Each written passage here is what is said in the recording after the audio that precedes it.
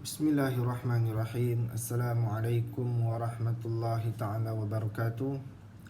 Yang berbahagia Al-Fadil Ustaz Dr. Zulfazli bin Abdul Hasan Asy'ari selaku pensyarah bagi subjek PPPJ 2463 Sejarah Pemikiran Politik Islam. Yang dikasihi sahabat-sahabat seperjuangan sekalian, pada hari ini saya Muhammad Aizuddin bin Masrum dari Fakulti Pengajian Islam, Program Pengajian Ijazah Sarjana Muda Pengajian Islam dengan kepujian, iaitu Pengajian Arab dan Tamadun Islam, akan membentangkan ulasan bab 4 bertajuk Pemikiran Politik Zaman Khulafa' Ar-Rasyidin. Tajuk ini diambil dari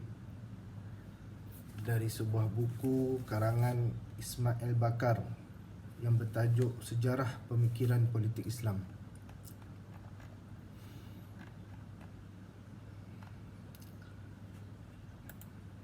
Apa yang saya telah baca dan buat sedikit kajian mengenai tajuk ini. Tajuk ini mengenai lebih kepada zaman selepas kewafatan baginda Nabi SAW, di mana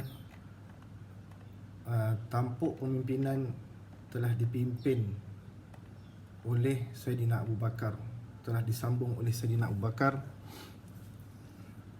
atas dasar kepribadian beliau dan mampu untuk mentadbir dunia Islam ketika itu yang sedang membangun. Di awal pelantikan beliau sebenarnya terdapat beberapa konflik yang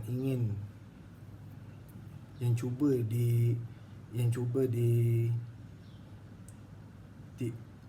diutarakan oleh ahli Madinah. Maknanya orang Madinah sendiri cuba untuk mendapatkan jawatan tersebut, tapi atas dasar kebanyakan kabilah daripada Madinah ni, dia tidak mampu untuk menggalas jawatan sebagai ketua, disebabkan seringkali berlaku pertikaian sebelum kedatangan Islam, dan mereka dan bangsa Arab di Madinah ketika itu sering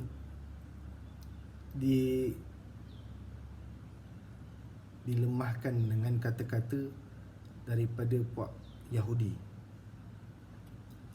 Pada pemerintahan Saidina Abu Bakar ini, awal pemerintahan beliau telah memerangi beberapa cubaan yang ingin menentang agama Islam yang dibawa oleh Nabi. Di awal pemerintahan beliau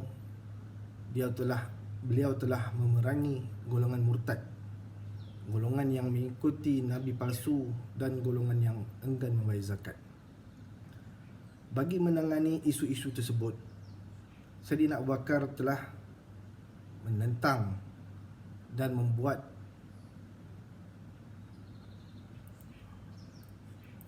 memerangi golongan itu agar pergerakan mereka tersekat dari menghancurkan kedaulatan Islam pada ketika itu. Kejayaan Saidina Abu Bakar dalam menumpaskan golongan tersebut telah menaikkan Madinah ke peringkat antarabangsa. Madinah mempunyai ciri-ciri bandar yang bertamadun dengan kelengkapan asas yang kuat seperti institusi agama, perniagaan, sektor perumahan dan lain-lain. Madinah bukan sekadar mampu berdikari, malah dapat menaikkan sektor ekonomi dan juga perdagangan bagi menarik pedagang antarabangsa. Kejayaan Saidina Abu Bakar ini telah menarik perhatian daripada Rom dan Parsi. Ini membuatkan dua kuasa besar itu menjadi iri hati dan ingin menjatuhkan kekuasaan Islam.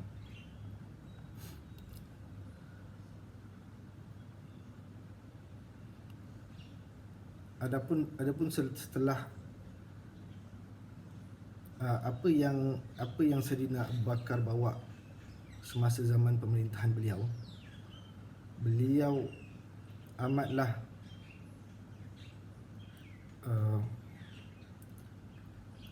amatlah disanjungi kerana beliau dapat membawa Islam itu lebih baik dan dapat meningkatkan tamadun Islam itu lebih tinggi. Pada akhir kewafatan baginda telah memanggil beberapa sahabat Nabi yang lain, sahabat besar Nabi yang lain, untuk berbincang dalam menyerahkan tampuk pimpinan kepada Saidina Umar Al-Khattab. Di masa awal pemerintahan Saidina Umar Al-Khattab tidaklah begitu susah sekali, kerana beliau hanyalah menambah baik apa yang telah dibawa dari Saidina Abu Bakar. Dan di awal pemerintahan Umar juga beliau mendapat sokongan penuh dari kabilah-kabilah asal Madinah. Keadaan mereka itu dalam keadaan harmoni dan aman damai. Di awal juga beliau telah merombak setiap gubernur-gubernur yang ada dan menggantikannya. Strategi ini dibuat atas dasar bagi menguatkan lagi tamadun Islam pada ketika itu. Beliau juga telah menubuhkan pasukan tentera khas yang dikenali sebagai Al-Jun dan meletakkan tentera-tentera itu di 9 zon utama, iaitu di Madinah, Kufah, Basrah, Mausil, Fustat, Mesir, Damsyik, Hims dan Palestin. Penubuhan Al-Jun ini bagi meningkatkan keupayaan ketenteraan yang sedia ada menjadi tentera yang lebih profesional. Persiapan beliau ini dibuat atas dasar bagi meningkatkan lagi keselamatan daripada ancaman luar khususnya. Ini kerana Rom dan Parsi tidak putus-putus untuk mencuba menjatuhkan dunia Islam pada ketika itu. Beliau juga telah, di zaman pemerintahan beliau telah menghancurkan kerajaan Rom dan Parsi melalui serangan-serangan yang dibuat. Bagi memantapkan ekonomi pula, beliau telah mengenakan cukai kepada rakyat yang menanam di tanah milik kerajaan. Cukai ini walau bagaimanapun tidaklah dianggap berat bagi negara Iraq dan ada beberapa negara lain, kerana mereka telah hidup dalam negara yang sebelum ni ada cukai. Kejayaan luar biasa itu telah menyebabkan sejarawan moden menganggap Khalifah Umar sebagai the founder of Islamic State. Walau bagaimanapun, kejayaan ini menimbulkan rasa cemburu pihak musuh. Beliau telah diserang oleh Abu Lu'lu'ah yang ingin balas dendam kerana menghancurkan kerajaan Parsi. Akibat dari serangan itu, beliau mengalami kecederaan serius hingga tidak mampu diselamatkan melalui sistem perubatan pada masa itu. Sebelum Saidina Umar wafat, beliau telah memanggil beberapa orang sahabat terkemuka untuk bincang mengenai penggantian beliau. Dari perbincangan tersebut, beliau sepakat untuk memilih Saidina Uthman bin Affan untuk menggantikan Saidina Umar. Di awal pelantikan Saidina Uthman, terdapat satu kes besar sedang menunggu beliau, iaitu jenayah qisas yang dilakukan oleh anak Saidina Umar, iaitu Ubaidillah bin Umar, terhadap sekumpulan yang disyaki terlibat dalam konspirasi membunuh ayahnya Saidina Umar.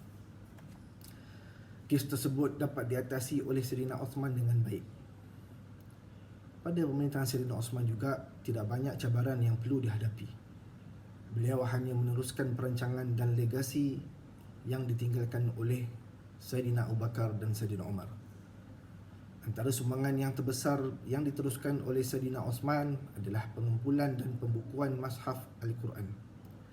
Aktiviti tersebut berjaya disiapkan dalam tempoh 4 tahun dan Mashaf rasmi itu telah dihantar ke beberapa buah negara, beberapa bandar utama iaitu di Mekah, Damsyik, Yaman, Bahrain, Basrah, Kufah, dan satu naskah disimpan oleh Khalifah sendiri di Madinah.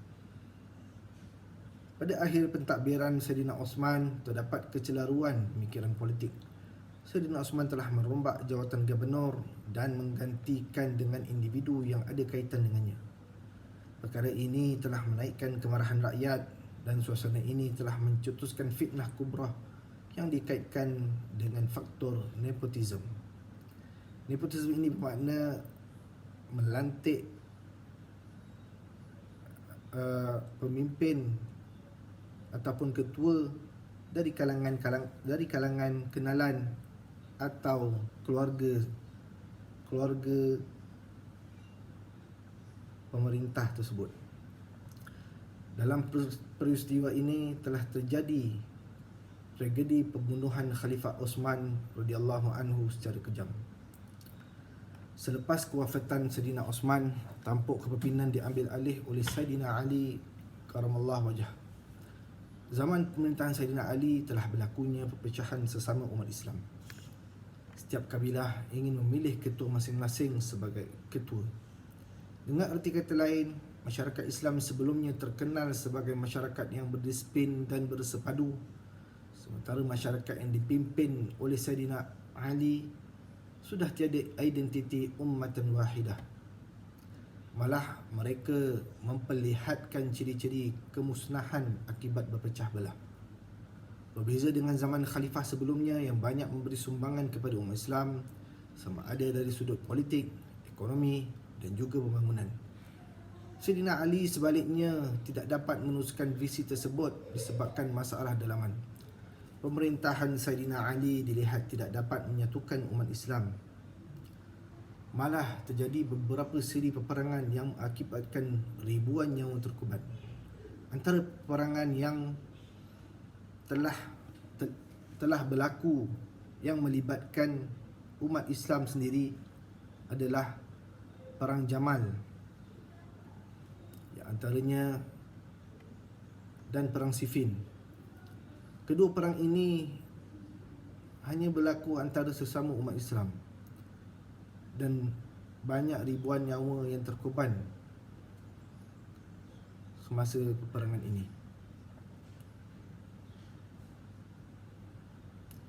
Apa yang dapat disimpulkan di sini?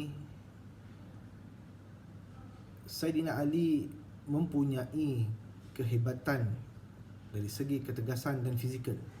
Akan tetapi beliau tidak mempunyai kematangan dalam pemikiran politik.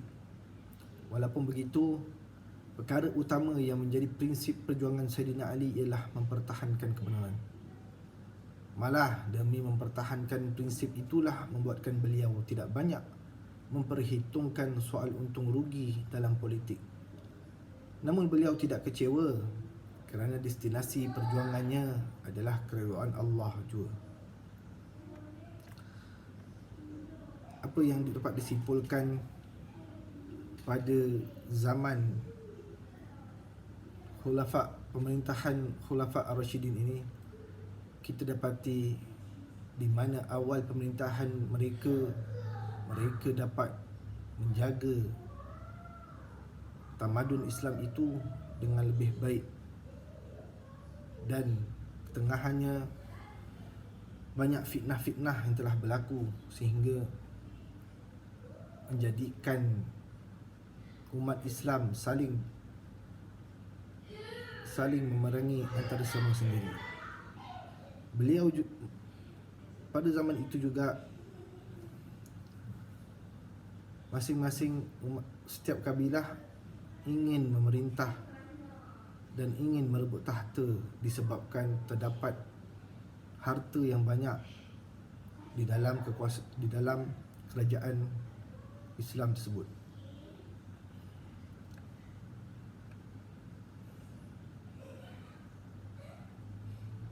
Walau bagaimanapun,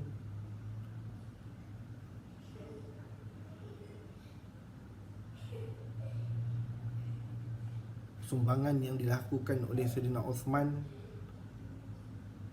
kita dapat merasa sehingga ke hari ini. Antara sumbangan terbesar beliau adalah Al-Quran yang dapat dicetak sehingga ke hari ini. Akhir kata, umat Islam perlulah bersatu padu dalam menegakkan dan menjaga agama Islam itu sendiri agar tidak mudah dikuasai ataupun dirampas oleh musuh-musuh luar dan dalam.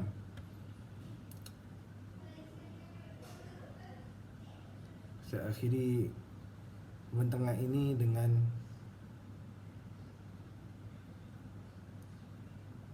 wabillahi taufiq wal hidayah. Assalamualaikum warahmatullahi